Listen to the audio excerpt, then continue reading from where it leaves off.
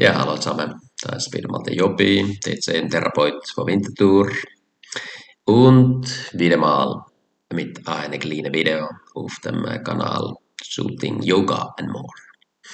Für das brauchen wir heute jetzt keine grossen Werkzeuge aus unseren 10 Finger.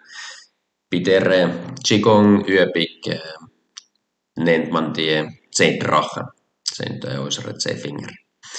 Dann nehmen wir unsere 10 Finger und fahren einfach ein paar Mal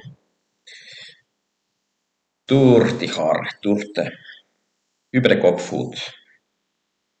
Das hat unglaubliche Effekte von Belebung für den ganzen Körper. Wenn du das richtig machst, wird das in den ganzen Körper einen Effekt haben. Du hast vielleicht Gänsehaut überall. Vor allem, wenn du das am Morgen machst, dann kannst du mit dem wirklich den ganzen Körper in Schwung bringen. Gut, eben, das ist eigentlich das Ganze gewesen.